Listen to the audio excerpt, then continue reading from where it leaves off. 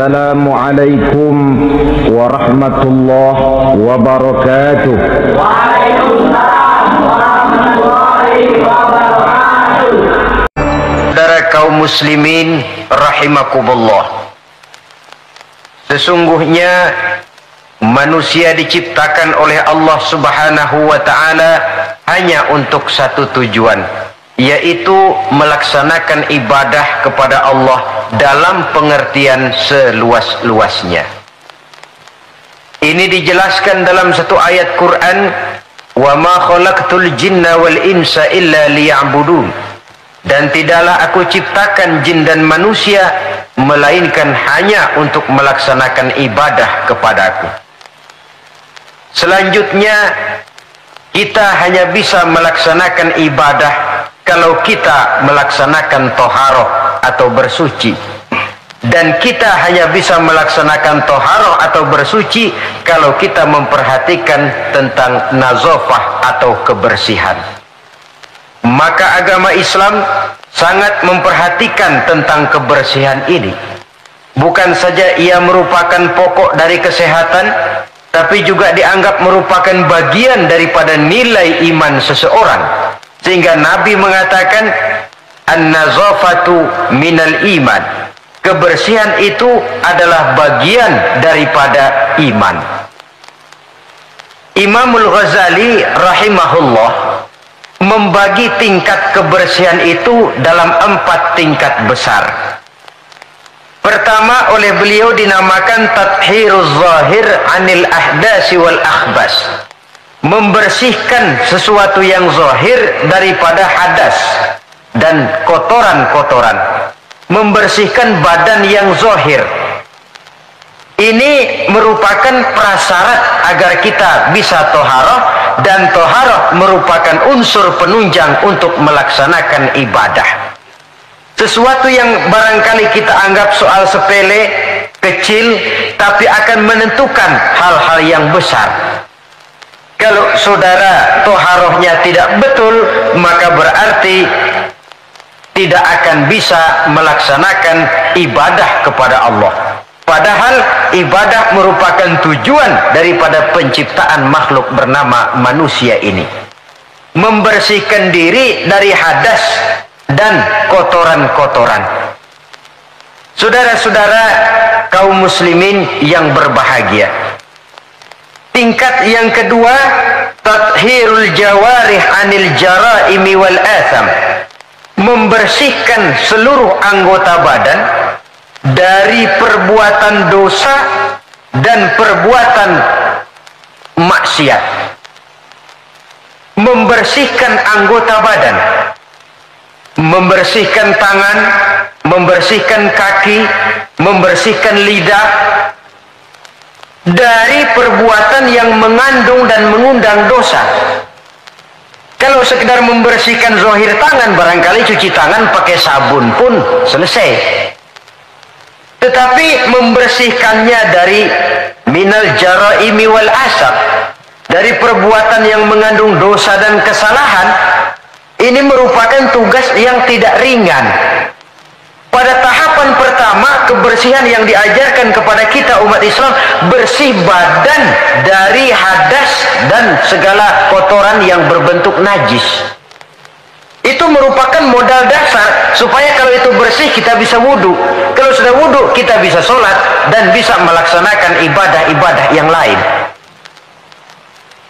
Orang tidak mengerti sistem ekonomi menurut Islam, barangkali di akhirat dia tidak akan disidang Allah, karena itu masuk wajib kifayah.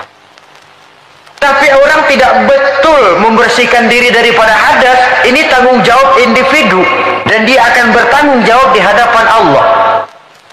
Berangkat dari kebersihan untuk menuju kepada yang maha bersih, yaitu Allah Subhanahu wa ta'ala. Berangkat dari kebersihan menuju ke yang maha bersih. Inilah perjalanan dari kehidupan manusia ini.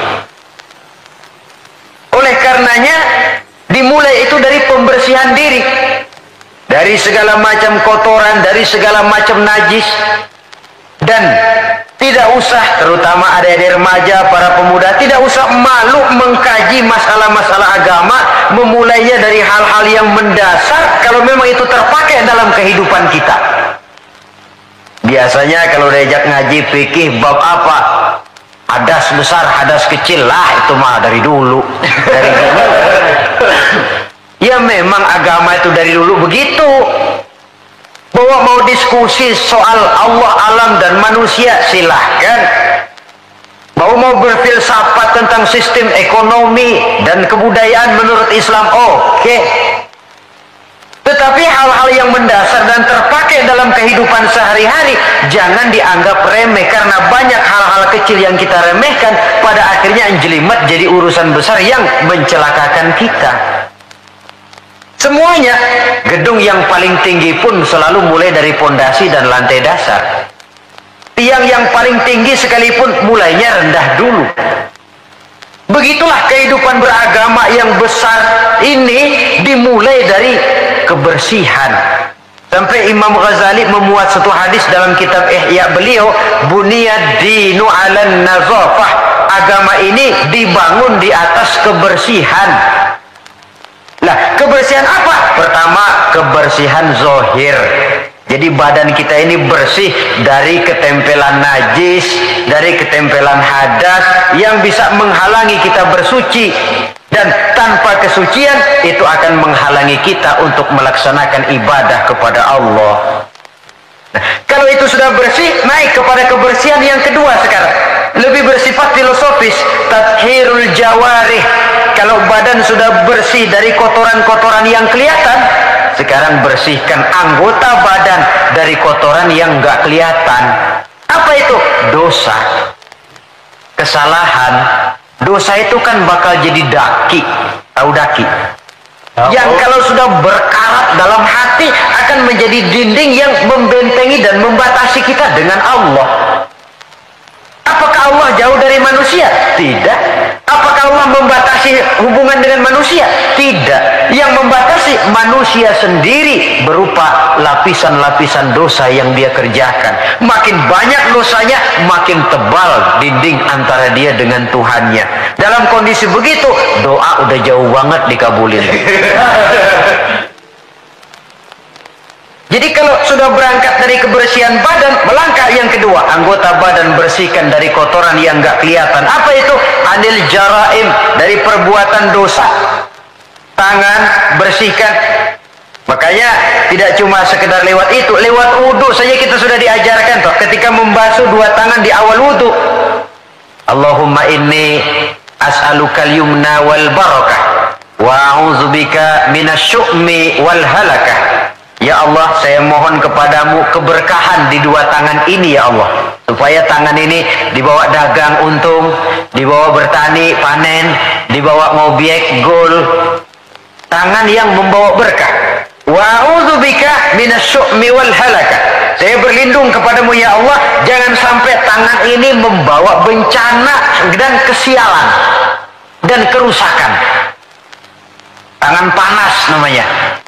Diwana nempodan mati, pakai ngobek bantet, pakai nempeleng orang mati, tangan sial. Itu saja sudah mengarah kepada kebersihan dari kotoran-kotoran yang tidak kelihatan. Saudara-saudara dewasa ini, manusia disibukkan oleh masalah pencemaran lingkungan hidup, sehingga nampaknya benar-benar sudah gawat. Dunia ini satu wujud yang kecil ketimbang planet-planet lainnya, planet bumi kita ini. Dan kita bersyukur bahwa oleh Allah kita ditempatkan di bumi yang memberikan kita apa yang kita perlukan. Coba kalau kita tinggal di bulan atau di Mars, unsur penunjang hidup kan tidak ada di sana. Jangankan untuk mengembangbiakkan keturunan, untuk melangsungkan kehidupan saja sudah sulit. Bumi yang kita tinggali ini, planet dunia ini, pada dasarnya memenuhi apa yang dibutuhkan oleh manusia. Air untuk minum, tumbuh-tumbuhan untuk bernaung, untuk dimakan, hewan dan sebagainya. Tapi setelah masuknya era industri dan pemakaian alat-alat modern, mulai terjadi penyalahgunaan berbagai sumber daya alam. lalu terjadilah apa yang disebut pencemaran alam. Orang mulai cemas, orang mulai bingung, orang mulai panik bahkan di sebagian tempat. Ini apa ini? Berangkat dari tingkat kesucian yang kedua. Suci anggota badannya dari perbuatan dosa. Saudara hadirin yang saya hormati, hilangnya keseimbangan alam akan merugikan manusia. Dahulu ketika kita menghadapi musim banjir, orang bilang kepada saya, "Banjir Pak."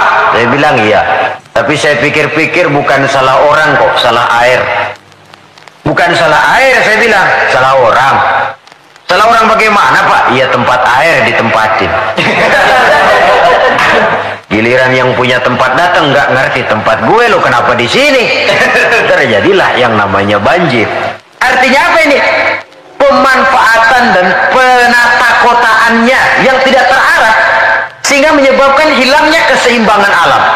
Bumi tercemar, udara tercemar, air tercemar, tumbuh-tumbuhan tercemar, kemudian hewan ikut kena yang namanya pencemaran. Ini akibat apa? Akibat ulah daripada manusia juga. Apa sih yang menyebabkan orang lalu tidak bisa menahan diri sehingga menimbulkan dampak negatif yang merugikan manusia itu sendiri? Saya lihat pertama sifat rakus, tamak bin serakah. Sifat tamak dan rakus ini kan sering mendorong orang untuk menghalalkan segala macam cara. Dia rela menari di atas mayat orang lain. Dia mau senyum di atas tangisan orang lain. Dia mencari bahagia di atas penderitaan orang lain. Mengikuti sikap tamaknya akhirnya rakus, menghalalkan segala macam cara. Tidak terikat lagi oleh yang namanya nilai, norma, dan kaedah-kaedah yang harus dihormati. Perlu menipu, ya nipu. Perlu meras, ya memeras. Perlu membohongi orang, ya membohongi orang. Sikap tamak cenderung mendorong orang untuk menguras sumber daya alam, sehingga alam lalu kehilangan keseimbangannya. Ketika terjadi musibah, sasaran utama tentu manusia sendiri. Karena tamak, orang nggak sanggup lagi menjaga anggota badannya. Tangan seambil-ambilnya, mulut seomong-omongnya, mata selihat-lihatnya, mulut semakan-makannya, perut seisi-isinya. Tidak lagi selektif. Sedangkan kita orang Islam ini umat yang selektif. Bahwa kita makan, kita minum, kita berpakaian, seluruhnya dibatasi oleh pertanyaan, yang saya minum ini, yang saya makan ini, yang saya pakai ini, yang saya usahakan ini, Allah ridho apa tidak? Itu bedanya orang Islam dengan orang yang di luar Islam. Ada kaidah dan norma yang membatasi dia, yaitu pertanyaan Allah ridho apa enggak. Bukan cuma mengejar keuntungan relatif, bukan cuma mengejar keuntungan yang sedikit lalu menguburkan dan menentang hati nurani sendiri. Karena sikap tamak, orang tidak sanggup mengendalikan diri, maka seluruh anggota badannya lalu tidak terjaga lagi anil jaraim, dari perbuatan dosa dan salah. Hilang sudah. Nah, orang begini kalaupun dia suci daripada hadas kecil dan hadas besar, tapi anggota badan lainnya tidak terpelihara dari perbuatan dosa, lah sama juga bohong. Hadas kecil nggak punya, hadas besar nggak punya, wudhu sering tapi nyolong jalan terus. Mulutnya fitnah orang, suka betul, gunjing orang, iya. Makan yang haram, iya. Nipu orang lain, iya. Itu namanya tidak menjaga anggota badan dari kotoran-kotoran yang abstrak. Ini yang saya lihat penyebab pertama, sikap tamak. Yang kedua, sikap materialistis. Ini merupakan pemacu paling utama sikap materialistis yang ideologinya biasanya ideologi perut ini. Hidup cuma isi perut. Karena itu materi tujuan utama. Kalau perlu nipu, nipu. Kalau perlu ngebohongin orang, ngebohongin orang. Kalau perlu korupsi, korupsi. Sampai sekarang ini bukan cuma buku, bahkan sampai kepada hak cipta, sampai kepada produksi, sampai kepada hal-hal yang berkaitan dengan hubungan dengan dakwah, masih terkena yang namanya bajakan. Dan yang aneh bahwa ya tahu itu barang bajakan, toh masih ada saja yang mau jual. Ini kalau tidak didorong oleh sikap materialistis, mengejar keuntungan relatif dengan menekan perasaan pribadi, sudah merugikan orang lain, merugikan teman, gak soal. Bahwa dia menari di atas penderitaan orang, bahwa dia senyum di atas bangkai saudaranya misalnya, bukan soal bagi dia. Yang penting target materi tercapai.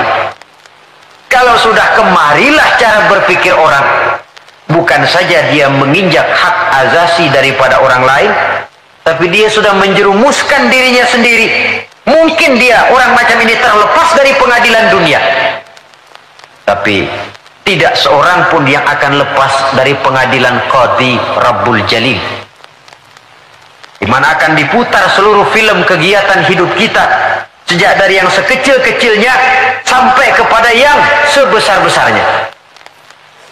Apalagi di zaman di mana orang sekarang ini gampang nekat, merasa deadlock, buntu, apalagi di belakang dia lihat merasa ada backingnya, jaluknya jadi naik, kepalanya jadi besar, hidungnya jadi mekar, lalu membusungkan dada, timbul sikap sombong dan cenderung menganggap enteng kepada orang lain. Padahal kalau sudah ada kecenderungan menganggap remeh dan enteng orang lain, itu tandanya orang sudah mulai kehilangan kepercayaan kepada dirinya sendiri. Karena itu Islam mengajarkan la yu'minu ahadukum hatta yuhibba li akhihi ma yuhibba li nafsihi. Belum sempurna iman kamu sampai kamu cinta kepada saudaramu sebagaimana kamu cinta kepada dirimu sendiri. Artinya apa ini? Mengukur orang lain dengan diri sendiri. Kalau orang lain tanpa salah saya tempeleng, sakit nggak? Sakit. Saya pun begitu. Kalau orang lain tanpa salah difitnah, sakitkah dia? Sakit. Saya pun begitu. Yang tidak enak terjadi pada diri saya akan begitu juga kalau terjadi pada diri orang lain. Maka pertimbangannya adalah diri sendiri. Kalau sudah kesana cara berpikir orang, dia nggak brutal, nggak lalu ingin mengejar keuntungan karena sikap tamak dan rakus, lalu mengabaikan rasa persaudaraan, rasa persatuan, rasa solidaritas. Yang penting uang masuk. Mungkin di dunia banyak pihak bisa kita kelabuin, tapi sanggupkah kita ngebohongin Allah? Mungkin banyak saksi ada charge yang kita bayar bisa meringankan kita, tapi sanggupkah kita mencari saksi ada charge di akhirat nanti? Keyakinan semacam ini yang membatasi pola dan gaya seorang muslim dalam menjalani kehidupan. Dia berupaya menjaga kebersihan, setelah kebersihan badannya, kebersihan anggota badannya dari perbuatan yang mengundang salah dan dosa. Setelah sikap materialis, saya lihat lagi yang mendorong orang tidak sanggup mengendalikan diri dan menjaga diri dari kotoran tadi. Apa? Takabur dan kurangnya rasa malu. Kalau tidak punya rasa malu sama sekali. Ini membudayakan rasa malu zaman sekarang saya anggap penting ini. Di saat nilai bergeser, prinsip orang sekarang sudah prinsip hidup cuek sih. Kenal cuek? Cuek kenal gak? Sebodoh teing sama orang lain. Malah ada pepatah Arab yang saya lihat banyak dipakai orang sekarang. Bul ala zamzam fatu araf katanya. Kencingi air zam-zam nanti kamu terkenal. Artinya kalau pengen terkenal bikin yang aneh-aneh. Sumur zam-zam dikencingin tuh bakal terkenal seluruh dunia. Orang kenal gila benar tuh kok nyumur sumur zam-zam dikencingin. Terkenal tapi terkenal nggak benarnya. Nah orang nggak peduli benar apa nggak benar, yang penting terkenal dulu. Istilahnya biar tekor asal nyohor. Artinya kalau pengen cepat terkenal, bikin yang aneh-aneh. Pakaian yang aneh-aneh, rambut yang aneh-aneh, gaya jalan yang aneh-aneh, cara bergaul yang aneh-aneh. Makin dianggap aneh, makin cepat terkenal. Kalau dulu kita dianggap aneh kan malu, risih rasanya, riskan. Orang apa sih kamu pada ngeliatin gua, ada yang gak beres apa? Sekarang malah sengaja dicari yang paling aneh dan demonstratif. Demonstratif. Membudayakan rasa malu ini saya anggap cukup mendesak zaman sekarang ini. Sebab ini termasuk salah satu sumber etika. Pejabat tahu malu, pengusaha tahu malu, organisasi tahu malu, pemimpin tahu malu, orang tua tahu malu, anak muda tahu malu, remaja tahu malu. Apalagi kalau mau bercermin kepada Rasulullah sallallahu alaihi wasallam. Imam Abu Ja'far Al-Barzanji menceritakan akhlak Nabi itu, wa kana sallallahu alaihi wasallam syadidal haya. Beliau orang yang sangat pemalu. Dari saking malunya saja, pernah ketika remaja diajak memperbaiki Ka'bah naik ke atas, jubahnya tersingkap angin, kakinya kelihatan dengan orang di bawah, beliau turun muka pucat merah, keringat bercucuran karena kakinya kelihatan oleh orang di bawah, padahal orang yang di bawah laki-laki semua, malu. Saya lihat zaman sekarang malu nomor 18. Yang penting nyohor dulu. Kalau masih ada rasa malu kan masih ada semacam nilai yang harus kita indahkan. Tapi kalau sudah nggak ada rasa malu, tidak ada rasa menyesal, tidak ada rasa telah melakukan sesuatu yang tidak baik, itu akibatnya kalau sudah kehilangan rasa malu. Saudara-saudara kaum muslimin yang berbahagia, apa nasibnya agama umat ini kalau kita sudah kehilangan rasa malu? Perbuatan apa yang tidak akan negatif dan tidak akan mengarah setidak-tidaknya kepada perbuatan negatif kalau kita sudah tidak punya rasa malu? Nah, kalau orang sudah nggak punya rasa malu, sudah nggak punya timbangan, karenanya cuek. Cuek. Udah masa bodoh aja dah. Orang mau bilang apa kek, yang penting kan untung, yang penting kan duit masuk, yang penting kan terkenal.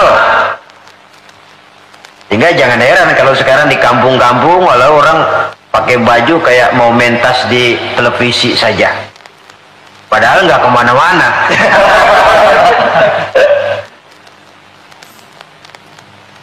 Jadi korban daripada yang namanya mode. Memang mode itu nggak bisa, namanya mode siapa yang bisa ngelarang?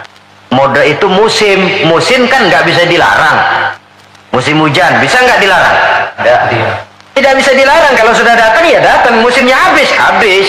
Musim rambutan nggak bisa dilarang, nggak boleh musim rambutan, ya tetap saja. Tapi kalau musimnya sudah habis ya habis. Mode juga begitu, nggak bisa dilarang. Nanti gilirannya habis ya habis saja. Dulu pernah itu anak muda mode ya, bikin celana bawahnya kecil bener, botol aja nggak masuk. Emang lagi mode semuanya celana begitu. Habis musimnya habis. Ubah lagi ganti mode, bawahnya lebar, cutbray katanya, jangan botol, monyet masuk. Modelnya habis. Taruhlah musim nggak bisa dilarang, cuma sekurang-kurangnya kalau ada rasa malu kan kita bisa mantesin diri. Ini yang penting. Sehingga halakam ru'un lam ya'rif qadrahu, kata orang. Celaka orang kalau nggak tahu kedudukan harga dirinya. Saya ini siapa, tinggal di mana, bawa gaya macam itu pantas apa enggak? Saya ini dagang, teman saya juga dagang. Kalau dengan cara begini wajar apa enggak? Bagaimana masa depan daripada kekompakan, kesatuan dan persatuan? Dia pencipta, ini pencipta. Kalau saya jiplak hak ciptanya, bagaimana nantinya? Tahu diri, lalu ada ukuran, timbul rasa malu. Nah kalau sudah ke sana, sikap menghormati orang lain, lalu pun timbul karenanya membudayakan rasa malu. Sebab syarat jadi orang kalau punya malu, nggak punya malu kurang syarat jadi orang. Saudara-saudara kaum muslimin yang berbahagia, nah karena nggak ada rasa malu, anggota badan sudah nggak terkontrol, sudah. Dia punya kaki, dia punya tangan, dia punya panca indera lah. Tidak terjaga anil jaraimi wal asam, baik dari kotoran yang zahir maupun kotoran yang batin. Sekarang coba tengok bumi yang kita tinggali ini, yang sekarang konon dilanda oleh pencemaran. Apa unsur penyebabnya? Macam-macam. Pertama, areal yang tadinya untuk sawah, perkebunan dicaplok, dijadikan daerah perkotaan untuk membangun pabrik, industri dan sebagainya, jalan dan sebagainya. Akibatnya kan hilang keseimbangan. Apalagi kalau penataannya semrawut.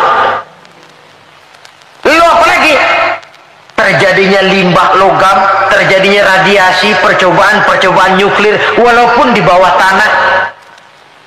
Contoh yang paling dekat sajalah, misalnya pabrik batu baterai, itu kan limbahnya dia buang ke sungai, lalu sungai itu kan airnya meresap.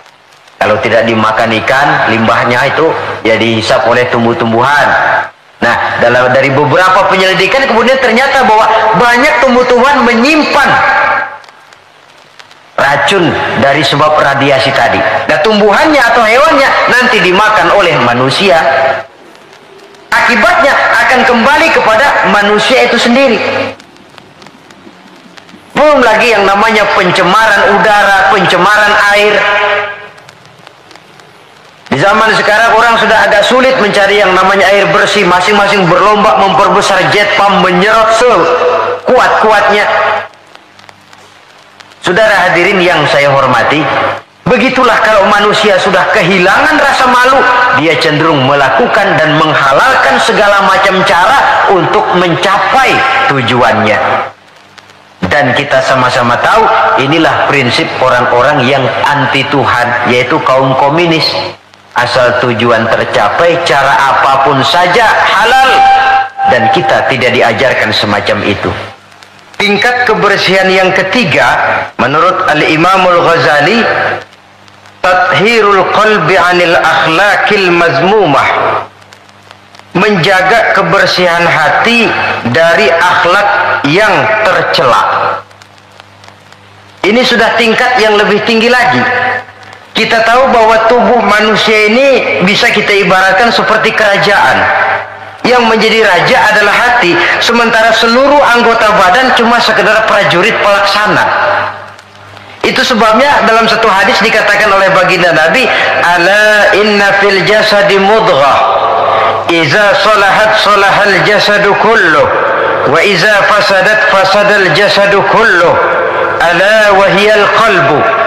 Ketahuilah bahwa dalam tubuh manusia ada segumpal daging. Kalau daging itu baik, seluruh tubuh akan menjadi baik. Kalau daging itu rusak, seluruh tubuh akan ikut menjadi rusak. Dan daging itu tidak lain adalah hati. Hati adalah komandan, jenderal. Sementara seluruh anggota badan yang lain merupakan prajurit pelaksana yang hanya patuh kepada komando jenderal. Kaki hanya bergerak kalau hati bilang jalan kau. Tangan hanya bergerak kalau dikomandoi oleh hati. Maka kalau hati baik, seluruh anggota badan akan mengarah kepada yang baik. Tapi kalau hati rusak, anggota badan akan mengarah kepada yang rusak juga. Tapi ini lalu tidak berarti orang harus berpikir terbalik. Kalau begitu, yang penting hati kita baik kan. Gak sembahyang juga kalau hati udah baik, nggak ngapa-ngapa udah.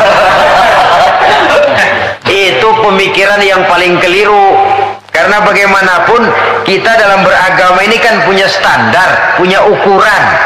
Standarnya siapa? Ya baginda Rasulullah. Beliau hatinya orang yang paling baik, tapi tetap sholat.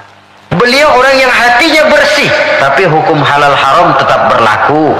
Beliau orang yang hatinya sangat bening, tapi tetap puasa Ramadan dan sebagainya, ibadah-ibadah yang itu standar namanya. Kalau merasa hati sudah bersih, oh biar gua nggak sembahyang juga tapi hati kan bersih. Loh, prinsip itu saja sudah menjelaskan ngeresnya hati. Saudara hadirin yang saya hormati, oleh karena itu membersihkan hati dari akhlak yang tercela ini merupakan tugas utama.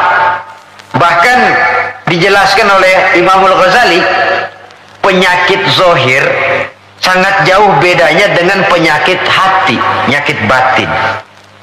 Apa bedanya? Pertama, kalau penyakit zohir biasanya kita yang punya penyakit lebih tahu dari orang lain. Tapi kalau penyakit hati, penyakit batin, biasanya orang lain lebih tahu dari kita yang punya penyakit. Misalnya, kita punya bisul di belakang, itu penyakit zohir kan? Kita tahu, orang lain nggak tahu. Enak temen datang bercanda, dia tepak aja belakang. Udah melintir-melintir kita. Dia nggak tahu, kita tahu. Penyakit zohir, kita yang punya penyakit lebih tahu dari orang lain. Tapi kalau penyakit hati, penyakit batin, kadang-kadang orang lain lebih tahu, kita yang punya nggak berasa. Misalnya sombong, ya. Kita nggak berasa, kita anggap wajar saja. Orang lain yang nilai, sombong sih kamu. Hasud, dengki, kita anggap wajar. Orang lain bilang, karangan hatimu, hasud betul sih, nggak seneng lihat orang lain dapat nikmat. Tetangganya beli TV aja meriang. Saudara hadirin, penyakit batin orang lain lebih tahu dari kita. Lalu apalagi bedanya? Kalau penyakit zohir, penyakit badan, itu hanya merusak kehidupan dunia, resikonya paling-paling mati. Tapi penyakit batin tidak hanya merusak kehidupan dunia, ikut juga menghancurkan kehidupan akhirat. Saudara kena penyakit dunia, penyakit zohir ya, taruhlah kanker misalnya, taruhlah darah tinggi misalnya, paling-paling mati, itu saja. Dunia saja. Tapi kalau saudara terserang penyakit sombong, ria, takabur, ujub, sum'ah, bukan cuma dunia, di akhirat dia akan jadi racun yang menggeragoti amalan kita. Dunia akhirat dirusak. Penyakit sombong. Di dunia umumnya kan kita jarang mau berteman sama orang sombong, menjauh malah. Sombong benar siapa teman lo, begitu. Di akhirat, al-mutakabbir itu cuma Allah kok. Salah satu asmaul husna al-mutakabbir, Allah itu. Yang sombong, yang pantas sombong cuma Allah. Anal mutakabbir, akulah yang paling besar. Makanya takabur itu asal katanya takabbaro ya takabbaru, membesar-besarkan diri. Nggak besar aja, gedein aja dirian-dirian. Saudara hadirin yang saya hormati, yang ketiga, kalau penyakit zohir banyak dokternya. Apalagi di zaman spesialisasi sekarang ini, tinggal nyari aja dah. THT, yang kanker, yang tulang, yang jantung, yang macam-macam penyakit, ada dokter spesialisnya. Tapi penyakit batin cuma agama dan kemauan dari orang yang bersangkutan untuk memperbaiki diri. Tanpa itu sulit untuk dirubah. Tanpa dekat dengan agama, tanpa kemauan yang kuat memperbaiki diri, orang sulit terobati dari penyakit-penyakit batin. Makanya kalau para dokter sangat serius melakukan penyelidikan, mencari penangkal obat, penangkal penyakit yang hanya merusak kehidupan dunia, apa kita nggak lebih sungguh-sungguh memusatkan perhatian, mengobati penyakit yang kalau diserang penyakitnya bukan cuma dunia, akhirat ikut bangkrut. Itu yang dinamakan dengan penyakit-penyakit batin. Saudara hadirin yang saya hormati, ada lagi di zaman sekarang orang berpikir, yang penting kan percaya saja sama Tuhan, lalu hati baik, sudah cukup. Loh, Kalau memang percaya kepada Tuhan dan hati baik cukup, tidak perlu Allah sampai mengutus 25 Rasul ke alam ini. Sebab tanpa Rasul pun manusia bisa kok kenal Tuhan. Cuma Tuhan yang mana? Yang sebenarnya Tuhan atau cuma yang dipertuhan saja? Yang bukan Tuhan tapi dianggap Tuhan? Tanpa mengutus Rasul mungkin manusia percaya bahwa di luar kekuatannya ada super power yang manusia merasa bergantung ke sana. Lalu menegakkan tata cara peribadatan untuk menghormati sang super power tadi. Tetapi percaya kepada Allah itu kan tidak cukup cuma sekedar percaya saja. Lantas diiringi dengan pelaksanaan ibadah yang sasarannya untuk mencapai bersihnya hati ini. Saudara hadirin yang saya hormati, jadi tingkat yang ketiga kebersihan yang diajarkan, kebersihan hati. Biar badan kita bersih dari hadas kecil, hadas besar, tapi kalau hati kita kotor, ngeres, orengan hatinya. Tidak senang lihat orang lain dapat nikmat, tidak senang lihat orang lain lebih maju, takabur, merasa diri paling besar, ujub, ria, semua yang dikerjakan selalu pengen didengar orang, dilihat orang, tuh show only. Apa saja sudah supaya dipuji orang, dilihat orang, didengar orang, hilang keikhlasannya. Bersih anggota badannya tapi kotor hatinya. Ini kontras. Sebaliknya, hatinya bersih tapi badannya hadas besar nggak kenal, hadas kecil apalagi. Wah, ya bagaimana bisa berhubungan dengan Allah? Sebab kita ini percaya kepada Allah kemudian berhubungan dengannya. Cara berhubungan dengan Allah bagaimana? Sudah diatur oleh Allah sendiri lewat prosedur yang namanya sholat. Nggak bisa kita bikin aturan sendiri. Mau dekat dengan gubernur saja harus ikuti aturan protokolnya gubernur toh. Mau dekat dengan presiden, ikuti aturan yang diatur oleh protokolnya Bapak Presiden.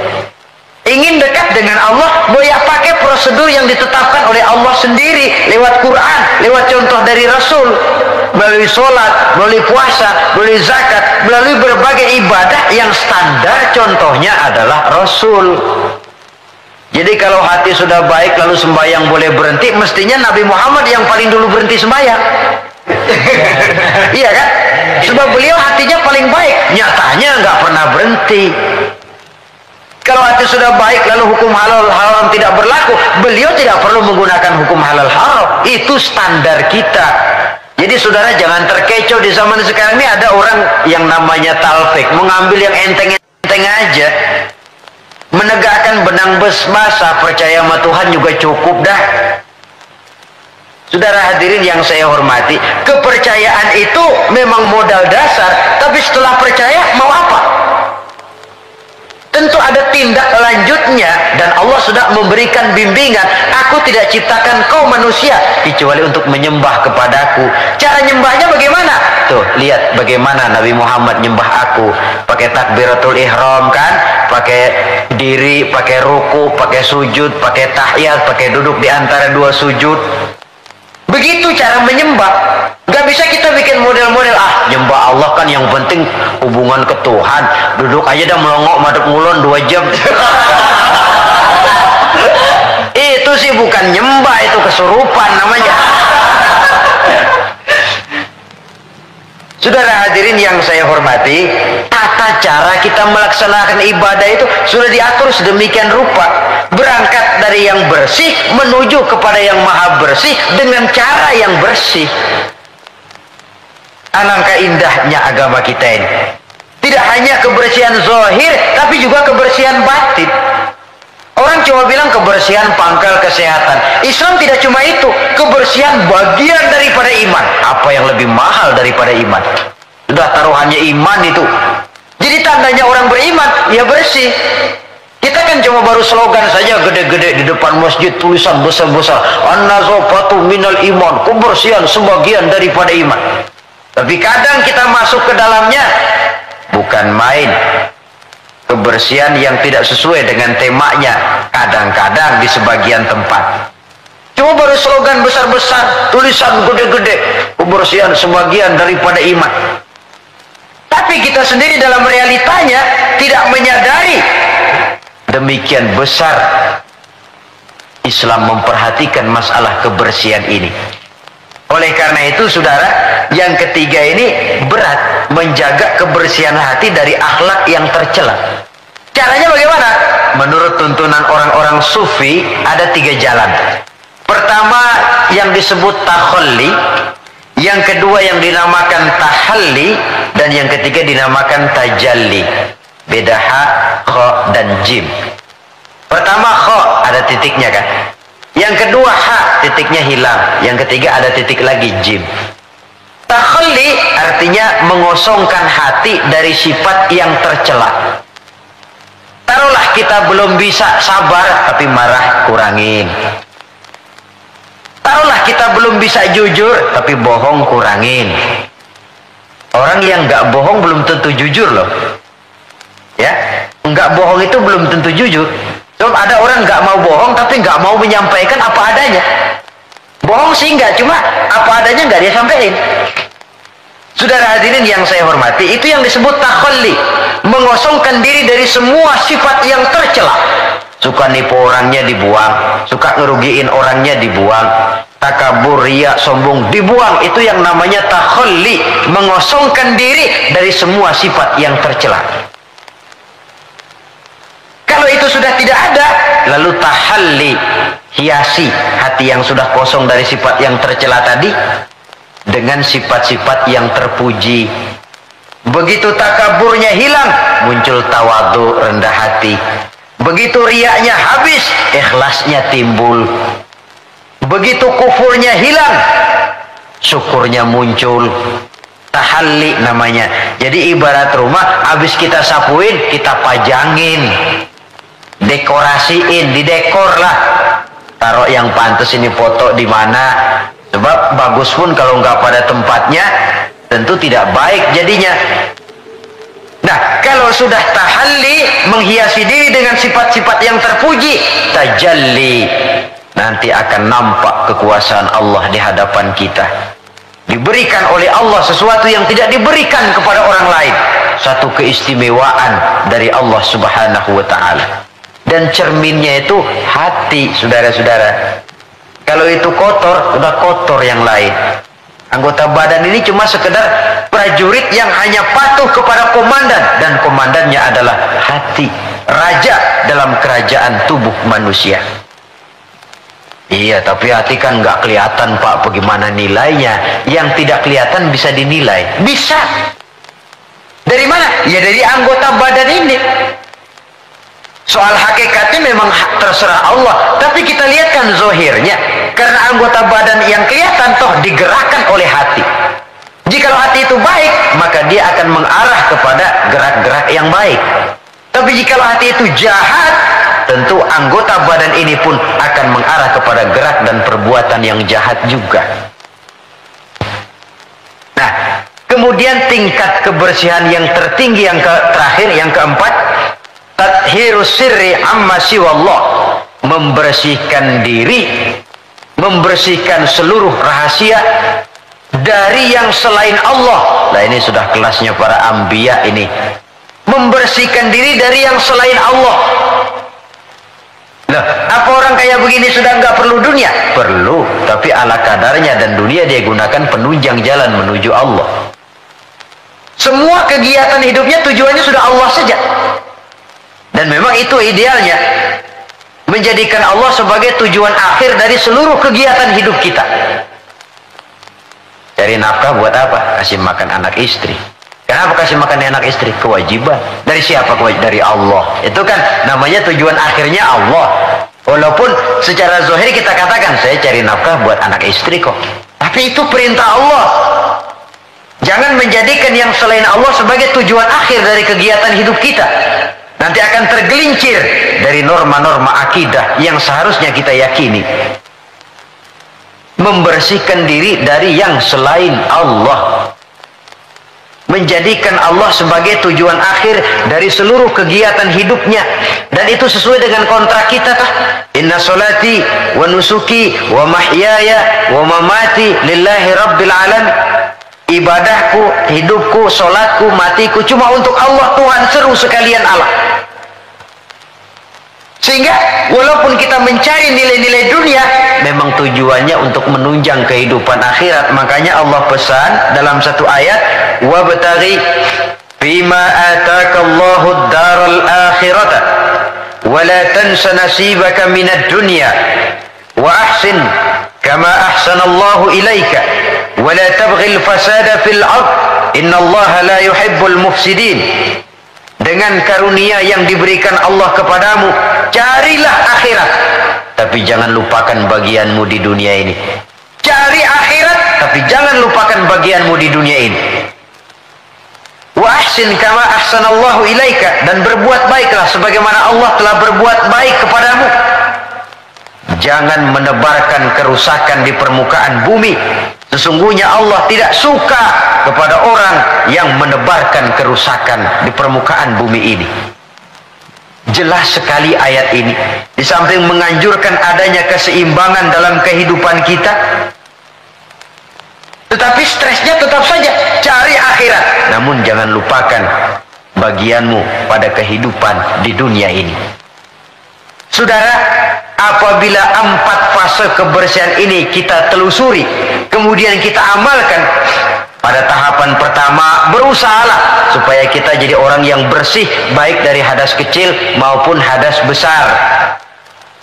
Syukur kalau saudara misalnya sudah biasa hidup, membiasakan mempunyai wudhu dalam hidup ini.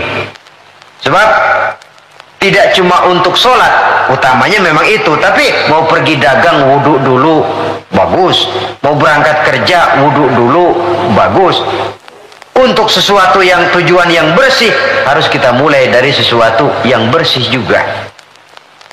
Nah, dari situ kita lalu meningkat, berusaha menjaga kebersihan anggota badan.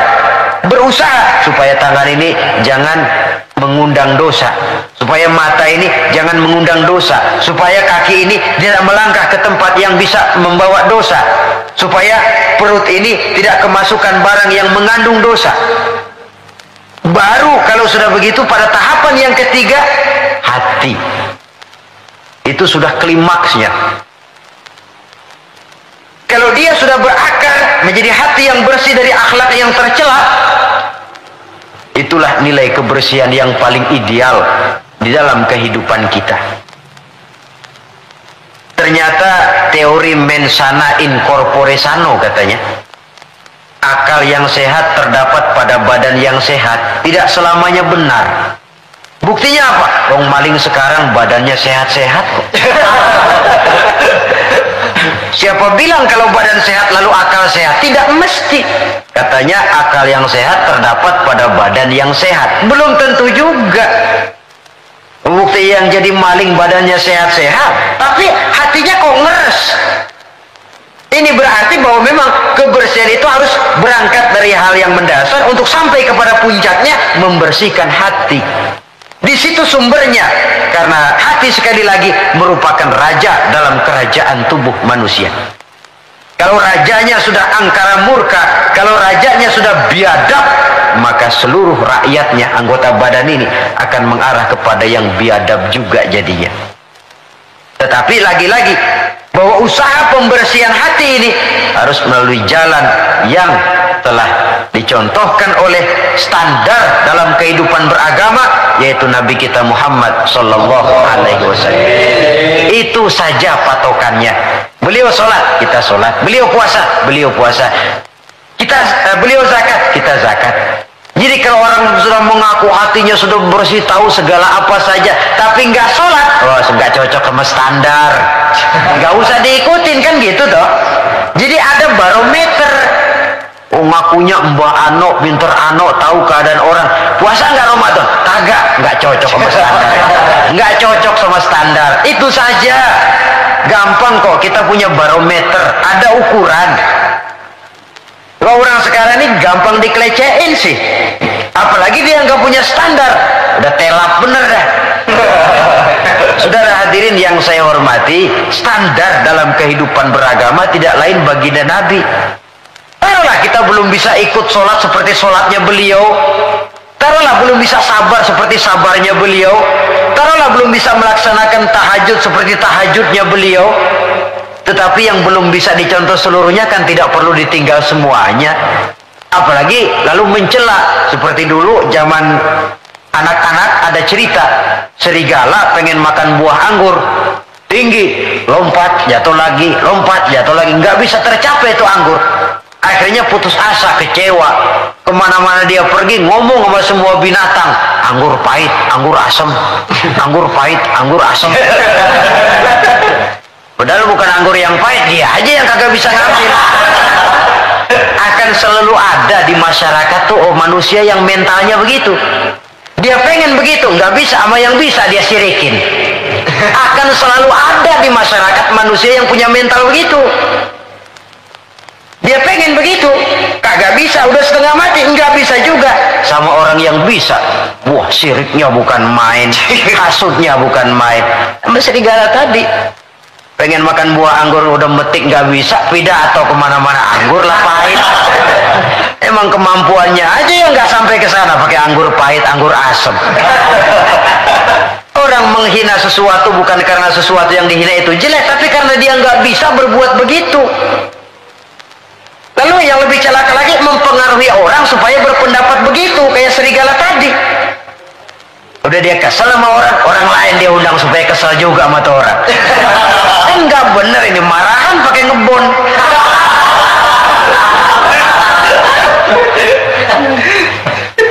Akan selalu ada di tengah masyarakat orang yang punya mental yang disebut rationalization itu, rationalization. Penyakit kejiwaan itu sebenarnya. Dia pengen punya televisi, setengah mati nggak bisa juga, tetangganya bisa duluan, habis dia katain, emang dia miara tuyul. Sudah macam-macam. Saudara hadirin yang saya hormati, jadi sekali lagi kita berangkat dari standar.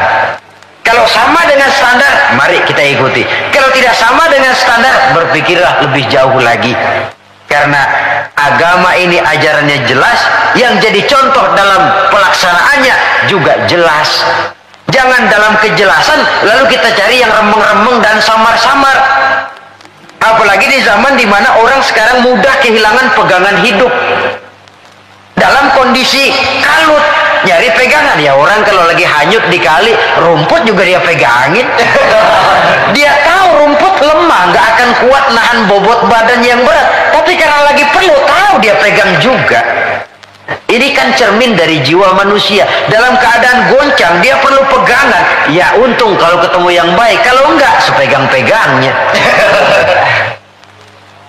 Saudara hadirin yang saya hormati, jadi dengan demikian kita ambil kesimpulan. Pertama, Islam agama yang sangat memperhatikan kebersihan. Baik itu kebersihan zahir, lebih-lebih lagi kebersihan batin. Yang kedua, dalam Islam kita berjalan menuju zat yang maha bersih. Karenanya harus bertolak dari kebersihan. Yang ketiga, kebersihan diawali dengan hal yang paling mendasar, kebersihan pribadi. Lalu nanti kalau sudah mengarah kepada anggota badan, itu sudah termasuk menjaga kebersihan kolektif, bermasyarakat. Artinya, kalau anggota badan kita sudah terpelihara dari perbuatan dosa, artinya kan kita sudah menjaga diri jangan sampai merugikan orang lain. Jangan sampai membuat onar di masyarakat. Jangan sampai menimbulkan kerugian kepada sesama. Itu sudah mengarah kepada dampak kehidupannya dalam masyarakat. Kalau yang pertama tadi, tingkat kebersihan pertama, individu bersih dari hadas kecil dan hadas besar. Nah, yang kedua, tatkala bersih anggota badan dari perbuatan dosa, ini sudah mengarah kepada menjaga ketenangan dalam masyarakat. Ya, masyarakat kita, yang petani, masyarakat petani, yang pedagang, masyarakat pedagang, yang mahasiswa, masyarakat mahasiswa, yang politikus, masyarakat politikus, yang seniman, masyarakat seniman. Masing-masing pihak menjaga anggota badan dari perbuatan yang bisa berbuat dosa. Itu sudah termasuk menjaga kemaslahatan dan keselamatan bersama. Nah, kalau sudah sampai kepada puncaknya, pembinaan pribadi, pembersihan hati dari sifat-sifat yang tercela. Kemudian menghiasinya dengan sifat-sifat yang terpuji untuk mencapai satu makom yang tinggi di hadapan Allah Subhanahu wa Ta'ala. Mungkin dengan pendidikan, dengan pangkat, dengan harta, kita bisa berlomba mencari kedudukan di dunia. Tapi kedudukan di sisi Allah hanya bisa dibeli dengan prestasi ibadah. Yang prestasi ibadah itu akan membentuk hati yang baik. Jadi dengan kata lain, antara pelaksanaan ibadah dengan hati yang baik itu berkaitan. Kalau tidak, salah satunya sulit untuk terwujud. Artinya dari hati yang baik timbul semangat ibadah. Dari semangat ibadah, hati lalu menjadi baik. Ada semacam interaksi. Oleh karenanya saya berharap dari pertemuan kali ini, marilah kita sama-sama menjaga diri, baik dari kotoran zahir maupun kotoran batin. Menjaga kebersihan diri, rumah tangga, lingkungan, masyarakat, bangsa dan negara kita demi untuk kemaslahatan bersama. Sekian dan demikianlah. Dan pada akhirnya, sebagai uraian penutup Al-Baqarah 172, Allah Subhanahu wa Ta'ala berfirman, Ya ayyuhalladzina amanu kulu min thayyibati ma razaqnakum washkuru lillah in kuntum iyyahu ta'budun. Hai orang-orang yang beriman, makanlah kamu dari yang baik-baik dari rezeki yang telah kami berikan kepadamu, dan bersyukurlah kepadanya, dan hanya kepadanya lah hendaknya kamu menyembah dan beribadah. Terima kasih. Wassalamualaikum warahmatullahi wabarakatuh. Waalaikumsalam warahmatullahi wabarakatuh. Sesungguhnya harta, dinar, dirham, uang di mana-mana selalu bikin hebat orang yang memilikinya. Coba lihat orang yang punya duit sama yang enggak punya duit, jangan gaya hidupnya, gaya jalannya aja lain. Wahia lisanun liman arada fasahatan, wahia silahun liman arada qitala. Uang adalah senjata yang paling ampuh bagi orang yang mau pergi.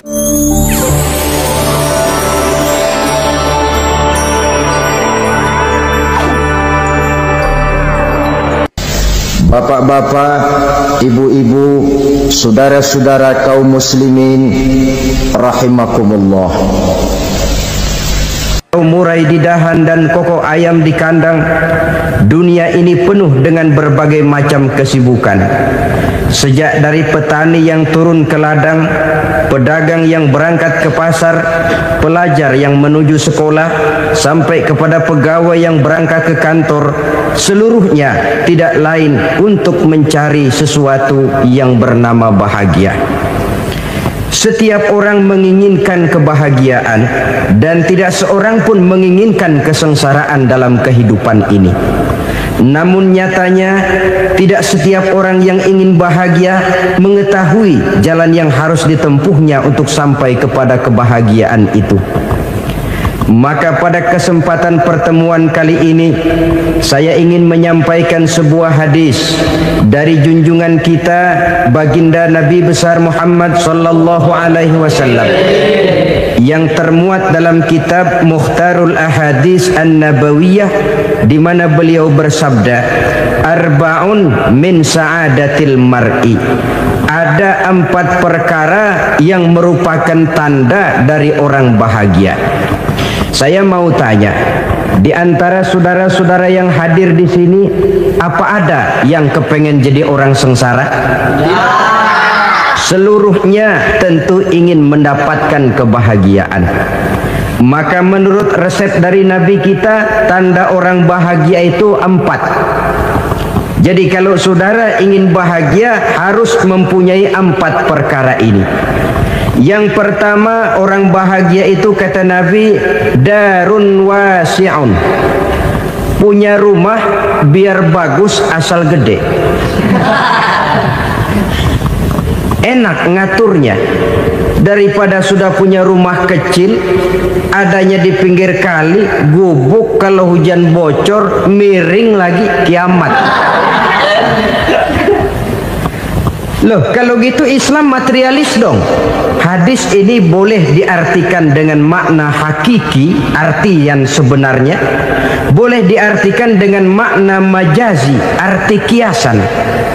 Kalau dia diartikan dengan arti kias, maka yang dimaksud darun wasi'un ay qalbun wasi'un, rumah yang luas tidak lain daripada hati yang lapang. Karena di situ kunci kebahagiaan yang sebenarnya. Walaupun kita cuma tinggal di petak berukuran 2 kali 3 meter, kalau hati kita luas rasanya rumah itu. Tapi biar rumah kita halamannya saja puluhan ribu hektar, ada kolam renangnya, kamar tidurnya tidak lagi terhitung, kalau hati yang menempati rumah itu sempit, maka akan terasa sempit jugalah rumah itu. Tempat bergantungnya tidak lain adalah hati. Marilah kita mencoba melihat berbagai pandangan orang tentang bahagia ini. Ada orang menyangka bahwa bahagia itu kalau dia mendapatkan harta yang sebanyak-banyaknya. Siapa yang banyak harta, dialah raja. Apa yang dia mau seluruhnya bisa dibeli. Keamanannya dia bisa menyewa petugas. Seluruh fasilitas untuk menyenangkan kehidupannya bisa dibeli. Pendeknya, hartalah segala-galanya dalam kehidupan. Sampai ada pepatah mengatakan, innad darahima fil amakini kulliha taksur rijala mahabatan wa jalala. Sesungguhnya harta, dinar, dirham, uang di mana-mana selalu bikin hebat orang yang memilikinya. Coba lihat, orang yang punya duit sama yang enggak punya duit, jangan gaya hidupnya, gaya jalannya aja lain. Wahia lisanun liman arada fasahatan, wahia silahun liman arada qitala.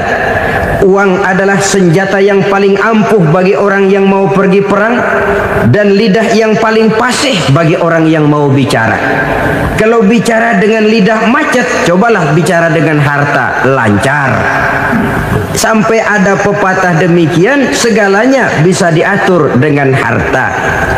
Maka di kalangan orang yang berpandangan semacam itu, seluruh kegiatan hidupnya hanya terfokus kepada bagaimana mengumpulkan harta yang sebanyak-banyaknya. Tidak peduli halal haram, tidak kenal sore pagi siang dan malam, tidak sempat sujud, jauh dari agama, jauh dari kehidupan yang bersifat ruhaniyah, jauh dari Allah dan sebagainya.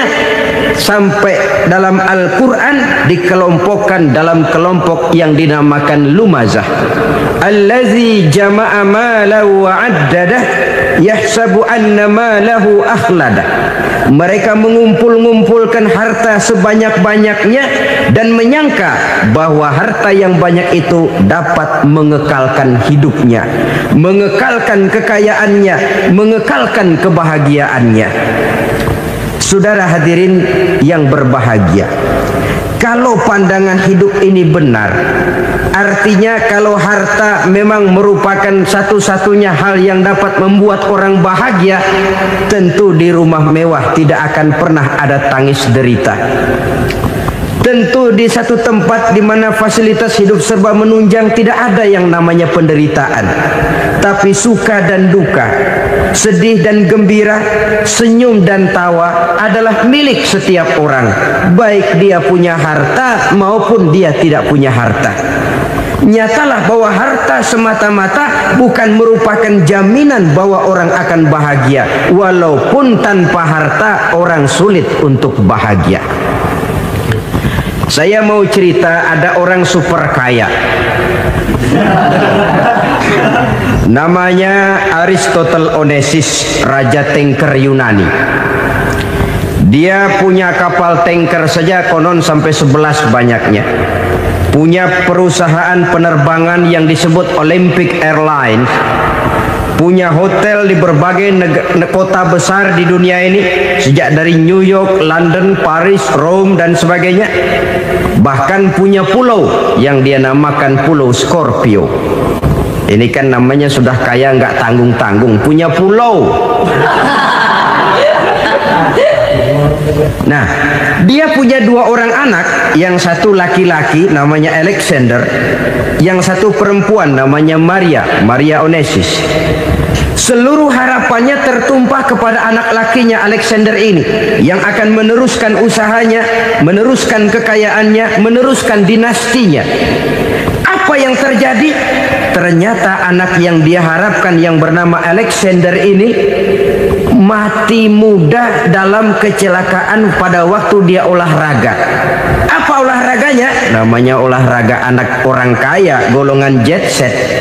Olahraganya olahraga pesawat terbang. Jatuh, ya nggak kapungut, habis mati. Tinggal satu anak perempuannya, Maria Onesius. Tapi anak perempuan ini juga malah urakan. Terakhir dia pacaran, bahkan kemudian kawin sama orang Rusia. Rupanya Aristotle Onesius ini broken. Kekayaannya yang berlimpah ruah, perusahaannya yang begitu banyak, siapa yang akan meneruskan? Siapa yang akan menggantikan? Sampai kemudian dia mengurung diri di Pulau Scorpio dan mati di sana secara mengenaskan.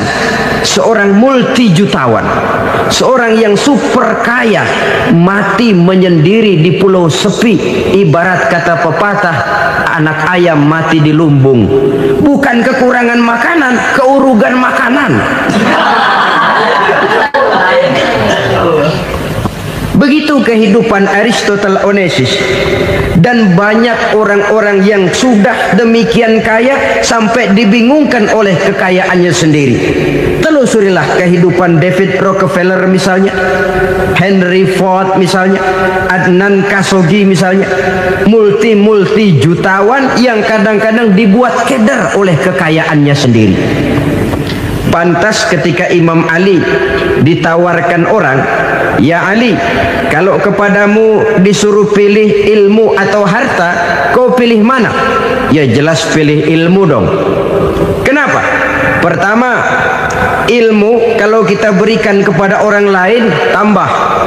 Tapi harta kalau kita berikan kepada orang lain kurang. Saudara punya uang 10.000, dibagi orang 5.000, jelas uang saudara berkurang. Tapi saudara punya ilmu, diberikan kepada orang lain bisa, saudara pun makin mantap. Tidak lantas jadi bodoh karena ngajarin orang. Saudara bisa Fatihah lalu mengajarkan orang Fatihah. Orang bisa, saudara pun makin hafal. Tidak lantas setelah diajarin orang ilmunya hilang. Begitu datang dia minta orang, "Tolong ajarin saya Fatihah." Udah habis, nggak ada.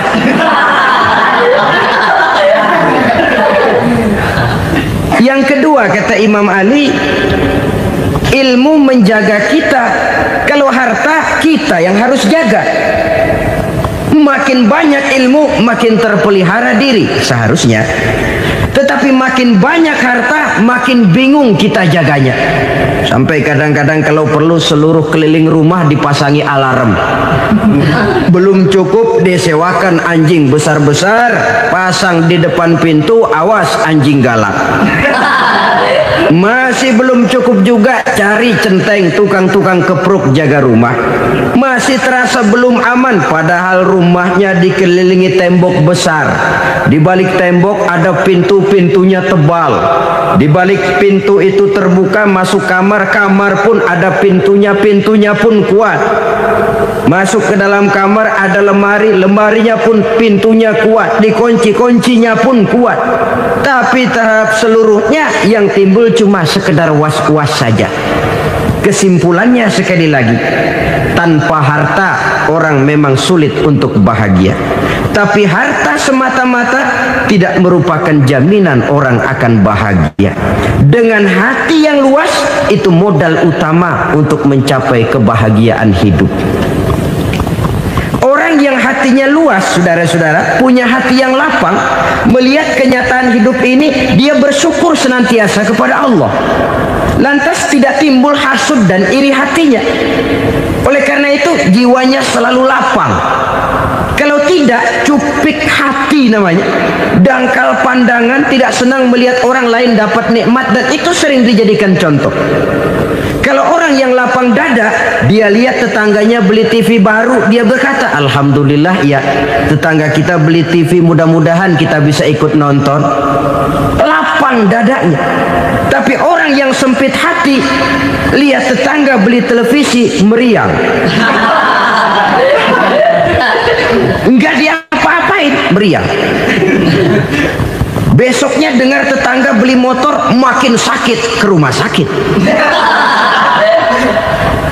Lalu di rumah sakit dengar tetangganya beli mobil, mati. Disiksa oleh perasaannya sendiri. Orang kalau hati sudah sempit dalam hidup, kemanapun dia pergi, sempit rasanya medan kehidupannya.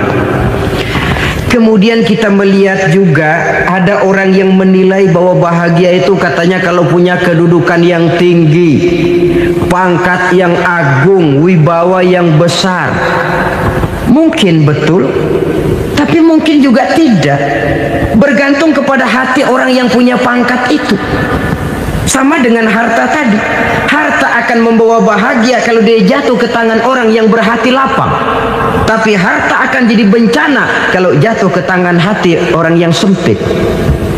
Pangkat akan membawa bahaya kalau jatuh di tangan hati orang yang sempit. Lebih dari itu, kenyataan mengajarkan kepada kita bahwa ternyata pangkat dan jabatan tidak selamanya memberikan kebahagiaan dalam kehidupan. Bahkan resikonya kelewat besar. Beberapa bukti kita bisa ambil dari para pemimpin dunia yang menjadi korban lantaran pangkat dan jabatan yang disandangnya. Saudara ingat Presiden Abraham Lincoln dan John Kennedy dari Amerika dibunuh orang. Pak Chung Hee dari Korea Selatan, Ziaur Rahman dari Bangladesh, Anwar Sadat dari Mesir, terakhir Indira Gandhi dari India, menjadi korban dari pangkat dan jabatan yang disandangnya dari orang-orang yang tidak senang dia memegang jabatan itu. Dia akan mudah mengundang bencana.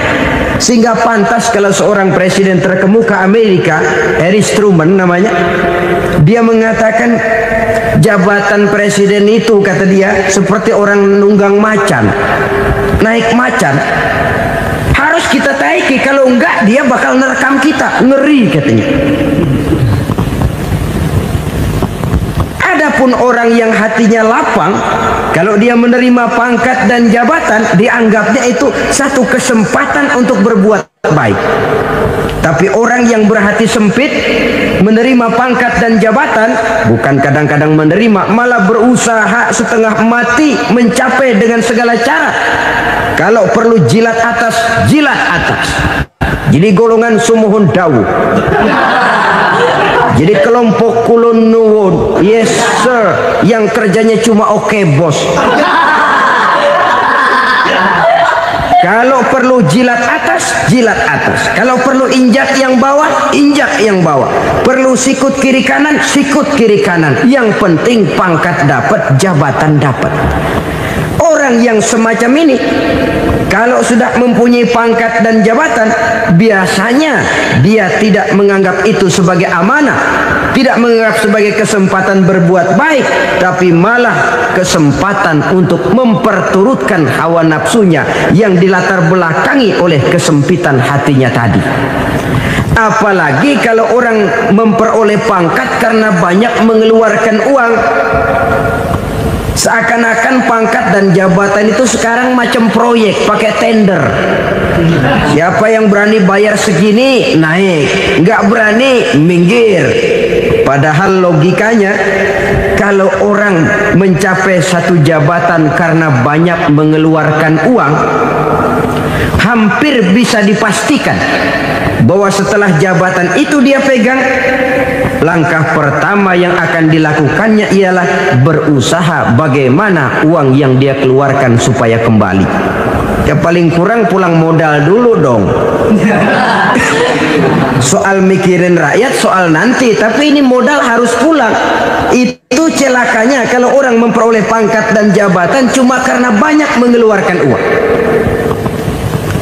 Jarang orang yang mempunyai keyakinan dan pandangan bahwa pangkat dan jabatan merupakan amanah. Jadi sekali lagi, pangkat dan jabatan mungkin saja membawa kebahagiaan kalau jatuh ke tangan orang yang berhati lapang. Tapi bisa jadi bencana kalau dia jatuh ke tangan orang yang mempunyai hati yang sempit. Dan lagi-lagi stresnya hati yang lapang.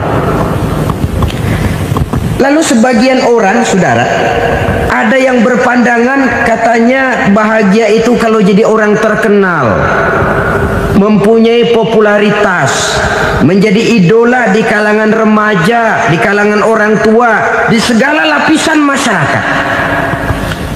Padahal makin populer orang makin terikat dia. Ya kalau macam kita ini kan nggak punya nama, nggak populer, tengah malam buta mau nongkrong di warung Tegal aman. Tapi pangkat, jabatan, kedudukan, popularitas menyebabkan kita diikat dengan berbagai macam peraturan. Cuma mandi sama ke WC saja yang nggak dikawal.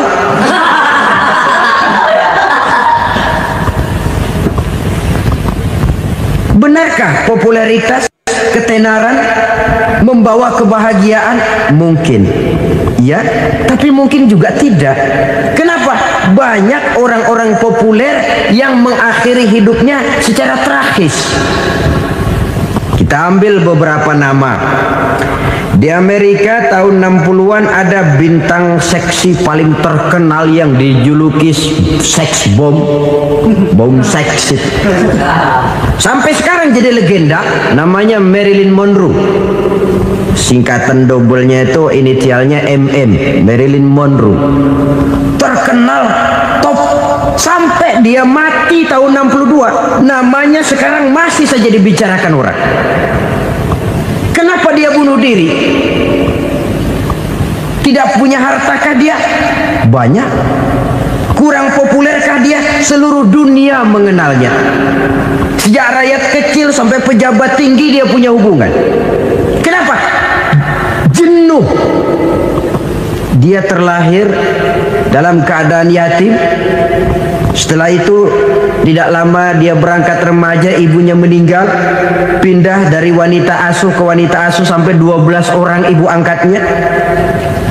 Dan kekecewaan yang paling parah, setiap laki-laki yang dekat dengannya hanya seperti kapal berlabuh. Datang dan pergi silih berganti, padahal dia merindukan seseorang yang bisa melindungi hidupnya. Dia rindukan itu dan dia tidak pernah menemukan. Itu yang akhirnya menyebabkan dia minum pil tidur kelewat dosis, minum obat tidur kebanyakan, ya tidur terus sampai sekarang.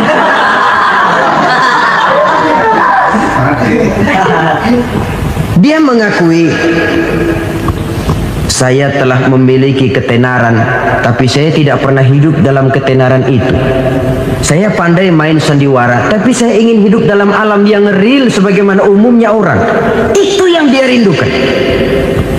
Menyusul jejak yang namanya Marilyn Monroe ini, Billie Holiday, saudara kenal tentu, di rumah sakit dirawat. Dia juga minum obat overdosis, mati lagi. Jimi Hendrix minum obat tidur overdosis kelewat batas, mati lagi. Lalu yang menghanyutkan diri di danau, Janis Joplin dan Brian Jones. Ini orang-orang populer, orang-orang terkemuka yang mengakhiri hidup secara tragis, bukan karena tidak terkenal, mungkin karena sudah saking terkenalnya. Contoh paling belakangan, Bruce Lee. Wah, ini tukang-tukang kepruk tentu kenal siapa dia. Sampai sekarang pun tabir kematiannya masih merupakan misteri. Dan yang masih hidup juga menunjukkan gejala yang aneh. Michael Jackson, rumahnya di Beverly Hills itu dijaga sedemikian rupa, dan dia selalu curiga kepada setiap makanan harus steril, bersih dari segala macam kimia. Kemana dia pergi, itu tukang-tukang kepruk sudah selalu menjaga dan mengawal, dan dia seakan takut menunjukkan mukanya yang asli.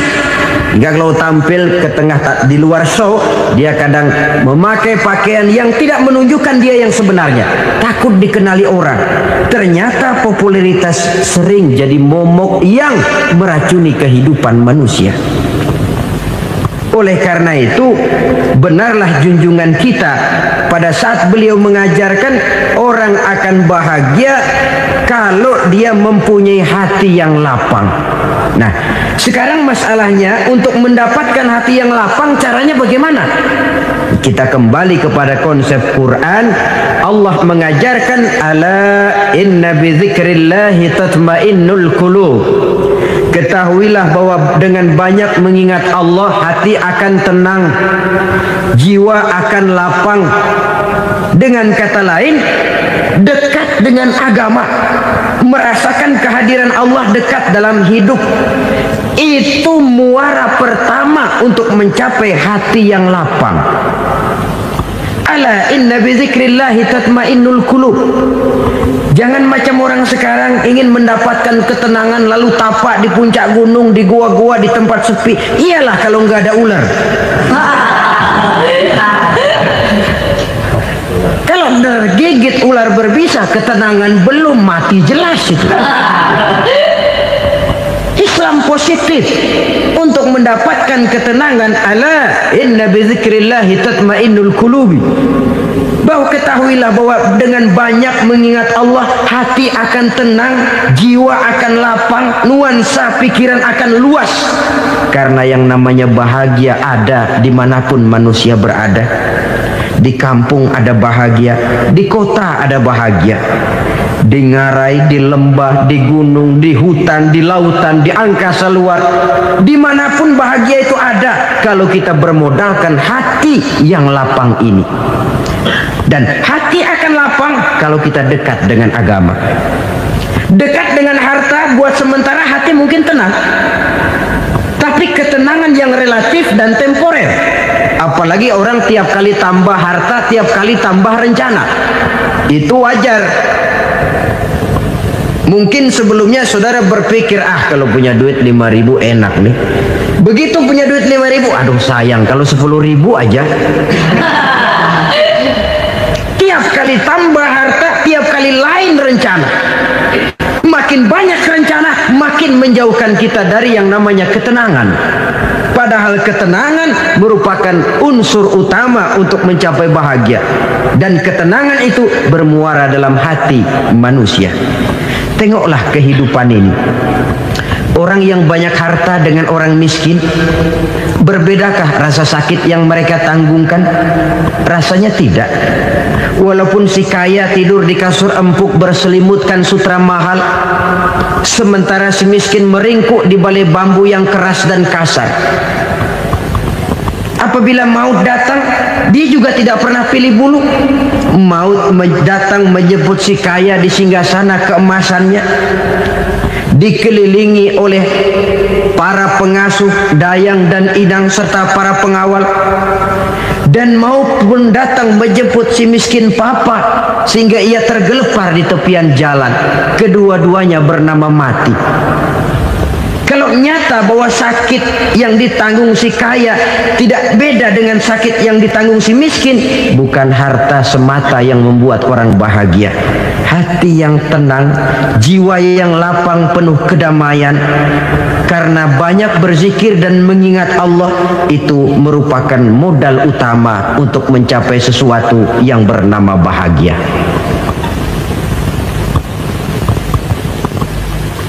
Saudara hadirin yang saya hormati, inilah yang pertama dari 4 ciri yang digambarkan oleh Nabi tentang tanda-tanda orang bahagia. Dan harus berangkat dari yang pertama ini, hati yang lapang. Ini yang harus kita miliki lebih dahulu, baru nanti akan menyusul kepada poin yang ketiga, kedua, dan selanjutnya. Sebab kalau hati sudah terisi dengan jiwa yang lapang, seluruh persoalan insya Allah akan bisa kita atasi dengan sebagaimana mestinya. Yang kedua sekarang, tanda orang bahagia menurut baginda Nabi, markabun syariah. Orang bahagia itu, kata beliau, punya kendaraan biar cepat asal lancar. Artinya kemana dia mau pergi mudah. Apa maksud hadis ini? Kalau kita kaji lebih dalam, kendaraan itu kan alat transportasi. Transportasi tidak lain adalah usaha memudahkan komunikasi. Pindah dari situ kepada teori bahwa manusia adalah zon political, makhluk bermasyarakat yang tidak bisa memenuhi kebutuhan hidupnya secara sendirian. Kita memerlukan keberadaan orang lain dalam kehidupan ini.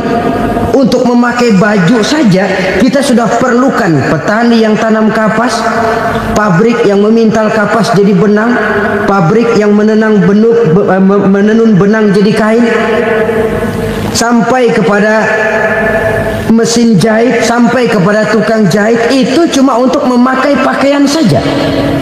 Tidak seorang pun di antara kita yang sanggup memenuhi kebutuhan hidupnya secara sendiri.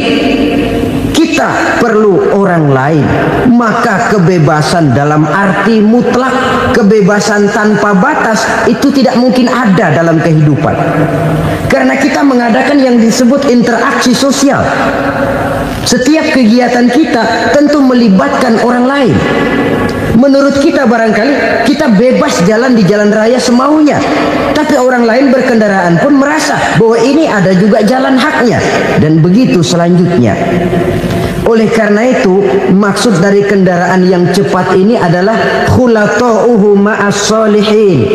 Lingkungan pergaulannya terdiri dari orang-orang soleh. Pergaulannya luas. Kemana dia pergi ada temannya. Kesulitannya ada tempat dia cerita.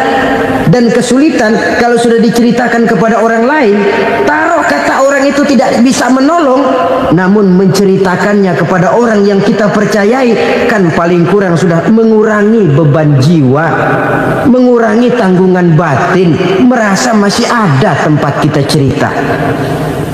Maka lebih baik orang awam yang mau bergaul ketimbang orang setengah alim tapi ngunci pintu.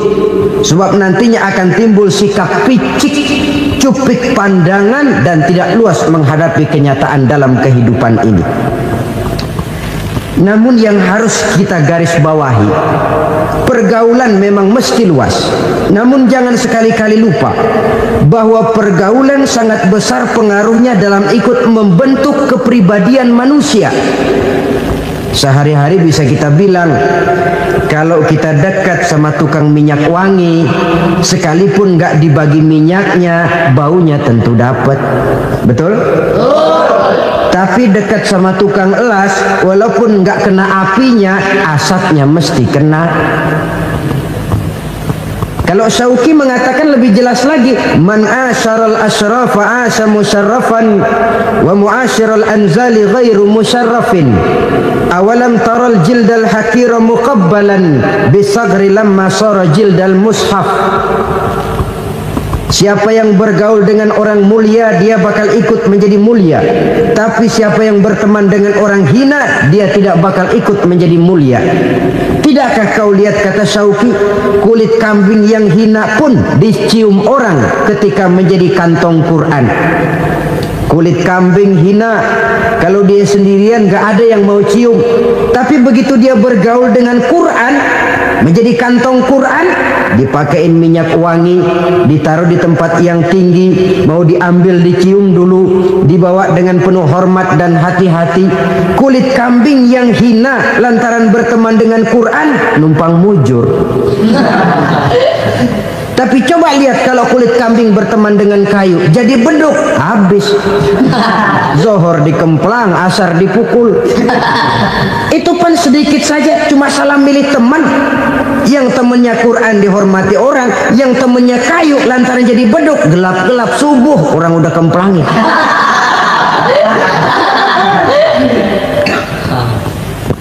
Maka terutama kepada adik-adik remaja yang masih mencari identitas diri, yang ibarat kaset masih kaset kosong, mudah diisi oleh apapun, pandai-pandailah memilih teman dalam bergaul. Karena banyak orang yang tadinya baik-baik, ketika terseret dalam pergaulan dengan orang yang tidak baik, kebaikannya menjadi lentur dan luntur.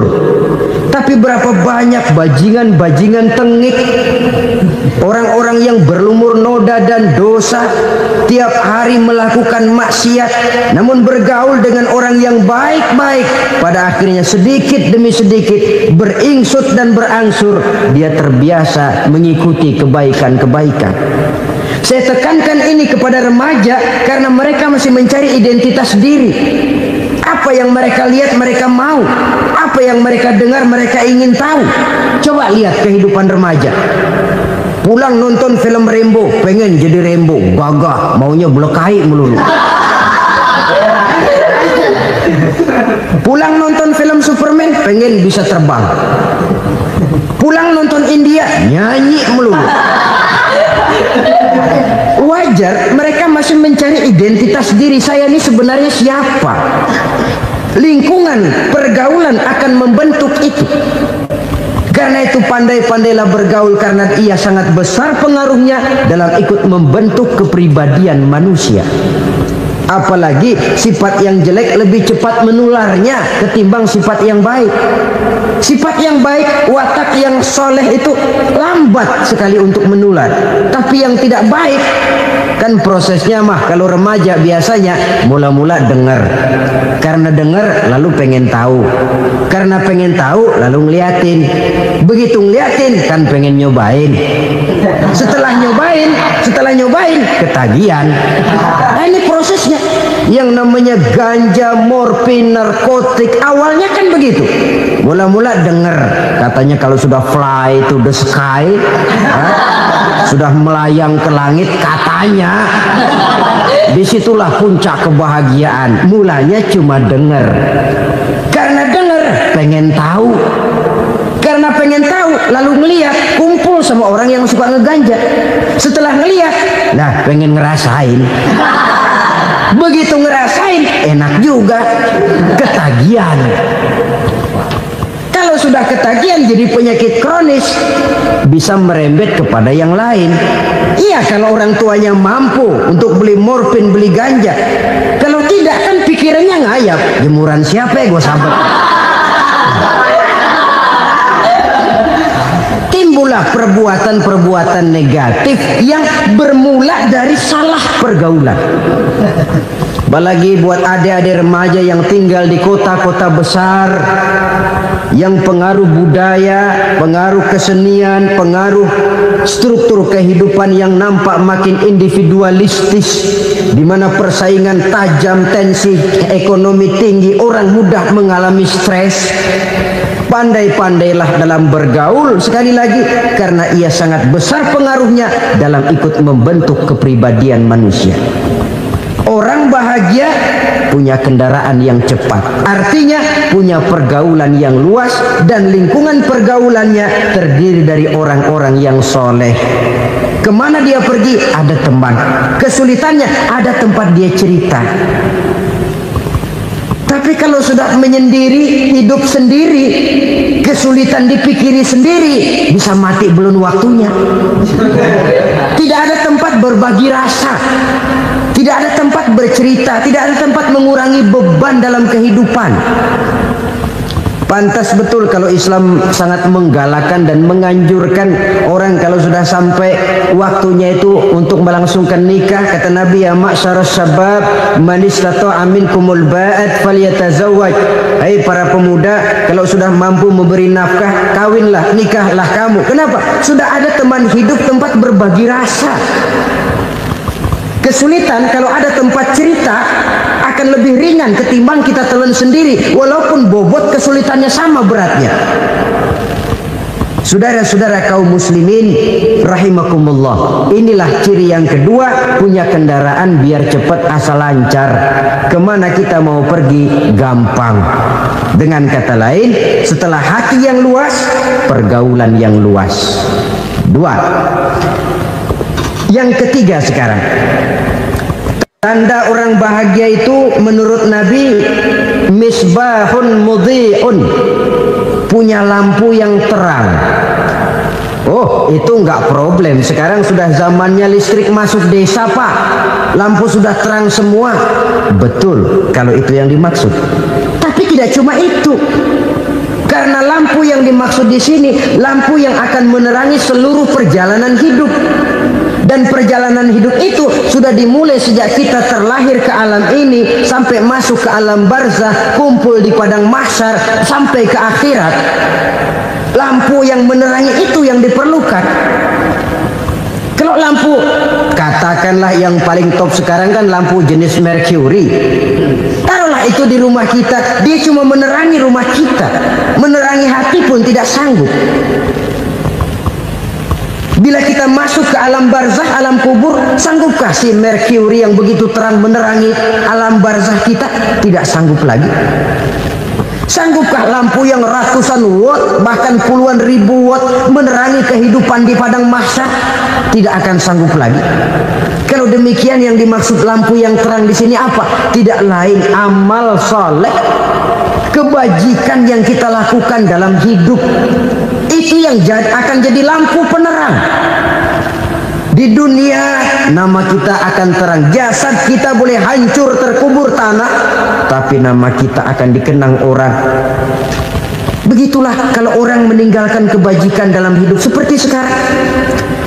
Ribuan orang tiap saat berziarah ke kubur Imam Syafi'i, ke kubur Imam Malik, ke kubur Imam Ghazali, ke kubur orang yang baik-baik, orang yang soleh-soleh. Kebajikannya yang ditinggalkan, yang mengukir namanya dengan tinta emas. Sehingga saudara sudah terbaring di alam kubur, orang lewat, Allah ini kuburannya Fulan bin Fulan, dulu ini kebaikannya Masya Allah, saya ikut merasakan. Mari kita mampir sebentar, kita Fatihah. Mohon disampaikan Allah pahalanya kepada almarhum. Al-Fatihah. Itu kalau orang baik-baik. Lalu saudara tanya, Pak, orang mati dikirimin Fatihah apa nyampe pahalanya? Saya jawab, kalau saudara nggak percaya, mati dulu dah. Nanti saya Fatihain, tungguin di sana. Umpama nggak sampai, balik lagi kemari. Sekarang ini kan maunya otak-otakan saja. Kalau nggak masuk otak, nggak percaya. Padahal alam gaib itu nggak bisa diotak-otakin. Sama saja dengan saudara pernah dengar cerita kapal tanpa emas tenggelam kan? Pernah nggak? Di mana? Ya, di laut Masalembo. Begitu ke Tampo Mas tenggelam, ratusan penumpang itu terjun ke laut, dipermainkan gelombang, berjuang menghadapi maut itu. Orang lagi timbul tenggelam di lautan, dihantam ombak, kita tengokin pakai helikopter. Pak, lagi timbul tenggelam ya? Iya, tolongin. Jangan khawatir Pak, nih saya kirim intan Pak, harganya 10 juta. Kira-kira orang yang timbul tenggelam di laut seneng nggak? Kan mahal toh intan 10 juta. Kenapa dia nggak senang? Karena intan 10 juta dalam kondisi seperti itu tidak sanggup menyelamatkan dia. Dia akan girang kalau dikirimin ban mobil bekas, dikirimin papan terentang atau bambu. Intan yang 10 juta dia nggak girang. Ban mobil bekas yang 1000 perak, tuh pegang, itu yang dia girang betul. Inilah sebabnya Nabi berkata, mal mayyitu fi qabrihi illa kal ghariqil mutaghawwis. Orang yang meninggal di alam kuburnya seperti orang timbul tenggelam di lautan. Yantaziru da'watan min ahli, menunggu doa dari keluarganya yang masih hidup.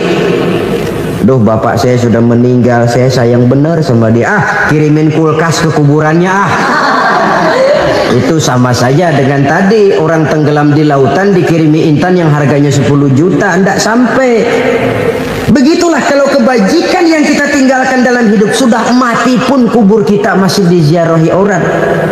Tapi Tapi kalau jahat yang kita tinggalkan, boro-boro lah orang mau doa lewat dekat kuburan kita juga serem. Tuh bajingan no, dulu mati dipendem di situ tuh. Jangan lewat situ, ntar kesurupan, jangan. Lewat saja orang ngeri. Konon lagi membacakan Fatihah dan mengirimkan doa. Hidup pada hakikatnya adalah kesempatan untuk berbuat baik. Maka sekali kesempatan itu diberikan, manfaatkan dengan sebaiknya. Sebab kesempatan kedua tidak akan pernah ada. Kesempatan berbuat baik di sini, di akhirat sudah pembalasan namanya. Sekali kesempatan itu dicabut, dia tidak akan pernah dikembalikan lagi. Kata Iqbal, hidup tidak mundur ke belakang, Bung. Berhenti diinjak orang, mundur hancur. Tidak ada kata mundur dalam hidup ini. Berhenti diinjak orang, mundur kecebur. Tidak ada kata lain. Harus maju dalam kehidupan dalam artian yang positif. Hidup adalah kesempatan untuk mengumpulkan kebajikan yang sebanyak-banyaknya. Di situ nilai daripada manusia. Sekarang ini memang nggak kelihatan kok, orang yang banyak pahala sama yang banyak dosa nggak kelihatan kok. Barangkali kalau habis bikin dosa palanya pada benjol, mungkin orang takut sama dosa. Tapi sekarang sama saja, orang yang banyak dosa dengan yang nggak banyak dosa jalan bareng dari belakang, sama, nggak kelihatan beda. Tapi ada waktunya di mana pahala memegang peranan, di mana dosa diperlihatkan. Sama saja kalau kita bawa mobil siang, lampu kan nggak begitu berfungsi. Apa lalu bilang, alah ini lampu berat-beratin, copot-copotin aja dah. Tidak perlu begitu. Kenapa? Pada satu saat malam senja akan datang. Bila matahari terbenam, senja pun datang, gelap mulai merayap. Disitulah baru terasa perlunya lampu. Pahala begitu. Sekarang orang yang nggak ada pahalanya nggak kelihatan dalam kehidupan. Tapi pada satu saat senja kehidupan akan datang. Ajal merenggut nyawa, malam merayap, dan hidup mulai diliputi kegelapan di alam barzah. Dikala itu kalau nggak punya lampu, alangkah malangnya kita. Sebab amal yang baik, kata Nabi, di alam barzah itu akan diciptakan menjadi perempuan yang cantik menemani kita. Amal yang jahat akan menjadi orang yang paling jelek nemenin kita. Udah di tempat gelap yang nemenin jelek.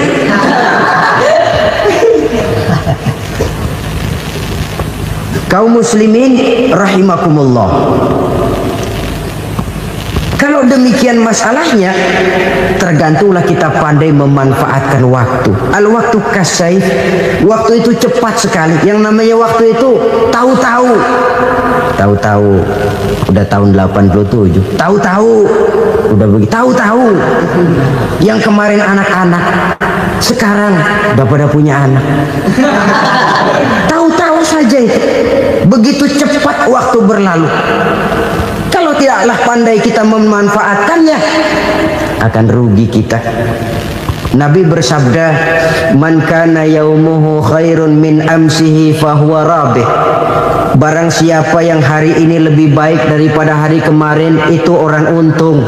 Hari ini lebih baik daripada kemarin.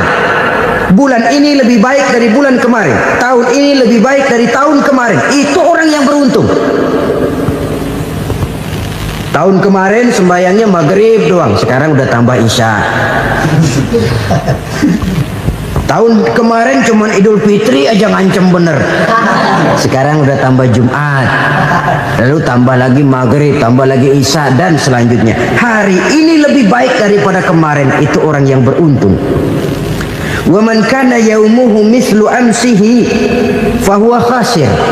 Lalu barang siapa yang hari ini sama saja dengan hari kemarin, itu orang rugi. Hari ini sama dengan kemarin, rugi itu. Bulan ini begitu, bulan kemarin begitu, tahun ini begitu, tahun lalu juga begitu. Rugi itu orang. Rugi apa? Rugi umur. Umur tambah, amalan nggak pernah tambah. Dan saya pikir lebih merupakan azab ketimbang nikmat kalau orang dikasih panjang umur cuma untuk numpuk dosa. Mending mana? Panjang umur banyak dosa sama pendek umur dikit dosa? Mending mana? Mending mana? Ya, paling mending tentu panjang umur banyak pahala. Tapi kalau tidak, sekali lagi, lebih merupakan azab ketimbang nikmat kalau orang diberikan panjang umur tapi cuma untuk sekedar menumpuk dosa. Kehilangan kesadaran bahwa dunia bukan terminal akhir dari satu perjalanan. Dia cuma halte di mana kita berhenti sebentar untuk menuju kepada terminal yang hakiki. Saudara-saudara kaum muslimin rahimakumullah, inilah lampu yang akan menerangi kehidupan. Amal yang kita lakukan di dalam kehidupan. Jadi yang dimaksud dengan lampu yang terang, kebajikan yang kita kerjakan dalam hidup. Nah, setiap orang di awal tadi saya bilang ingin bahagia. Bahagia itu kan hakikatnya kumpulan senang dan selamat. Senang, selamat. Apa bedanya? Senang tapi tidak selamat, nggak bahagia. Selamat tapi nggak senang, nggak bahagia orang. Contoh, kalau orang korupsi, duitnya banyak, senang dia, tapi keselamatannya. Ada tentara baris di samping rumahnya udah bingung, padahal tentara latihan. Tentara cuma latihan dia bingung. Senang, tapi karena keselamatannya tidak terjamin, dia tidak bahagia. Sebaliknya pegawai negeri jujur benar cuma segaji-gajinya, selamat nggak korupsi, tapi melarat, ya nggak bahagia juga, kurang senang. Kesenangan dan keselamatan untuk dunia saja, ya sekali lagi, kalau cuma sekedar untuk dunia saja, bisa dibeli pakai uang, bisa dibeli pakai uang. Saudara ingin selamat, bisa dibeli pakai uang.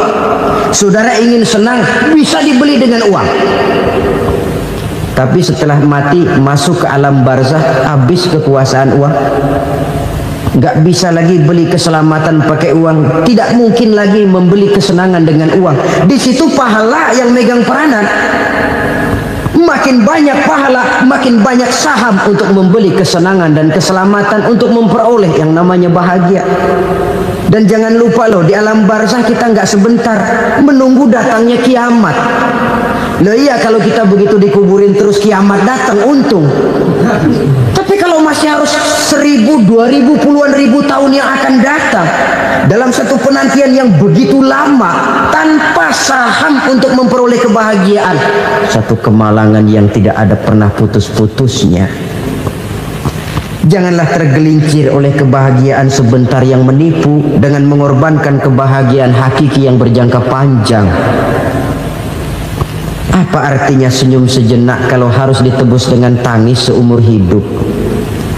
Biarlah kita minum jamu, pahit memang, getir memang, tapi kan besok badan sehat.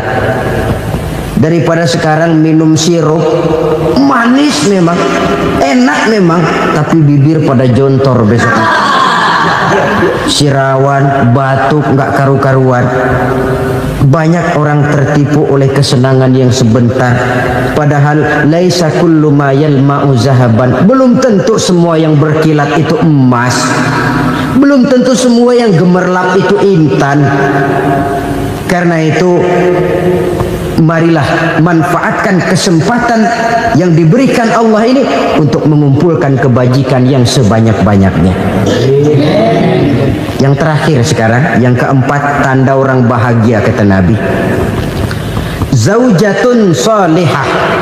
Orang bahagia itu tanda yang keempat kata Nabi, punya istri biar cakep asal taat. Udah surga itu kita. Cakep taat. Istri kayak gitu, kalau belum mati jangan dikuburin dulu itu. Sudah cakep taat lagi. Tapi kadang-kadang enggak, udah jelek ngadat melulu. Apa yang mau dipilih?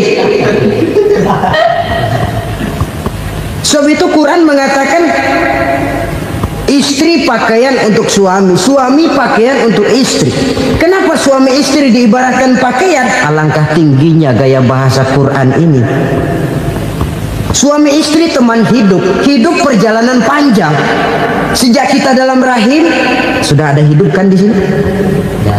Sampai ke alam dunia, masuk ke alam barzah, kumpul di padang mahsyar, sampai menuju akhirat, itu perjalanan hidup. Carilah istri atau suami, teman hidup yang membawa manfaat tidak hanya kehidupan di dunia ini, sampai di alam barzah, sampai di padang mahsyar.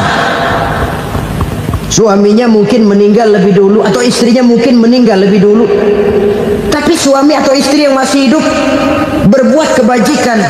Suami saya meninggal, ada hartanya, saya sedekahkan, niat pahala untuk almarhum suami saya. Ini teman hidup, tidak dibatasi dan tidak bisa dipisahkan oleh maut sekalipun.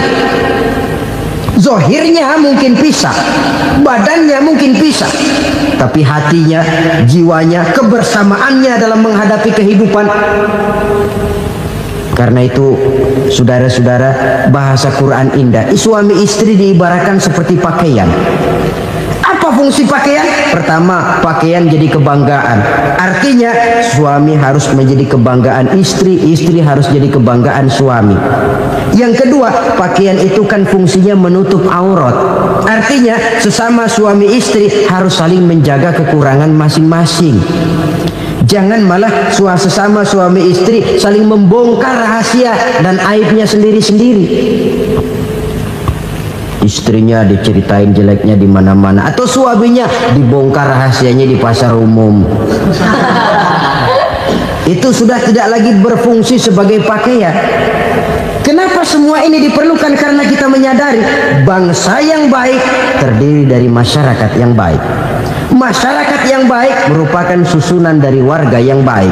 Warga yang baik adalah terdiri dari rumah tangga yang baik, dan rumah tangga yang baik merupakan susunan dari pribadi yang baik. Dari situ langkah dimulai. Membangun satu bangsa yang baik diawali dengan membangun rumah tangga yang baik, dengan menciptakan pribadi-pribadi yang baik. Sehingga dari sini diharapkan berkembanglah nilai-nilai kebaikan. Orang akan bahagia mempunyai istri yang soleh. Kenapa? Tidak ada seorang suami bisa sukses jadi apapun dia, apapun profesinya, dokterkah, kiaikah, mubalikah, petanikah, pengusahakah, pejabat tinggikah. Tidak ada seorang suami yang bisa sukses tanpa peran serta istrinya. Walaupun memang peranan itu tidak begitu kelihatan, tapi sangat menentukan.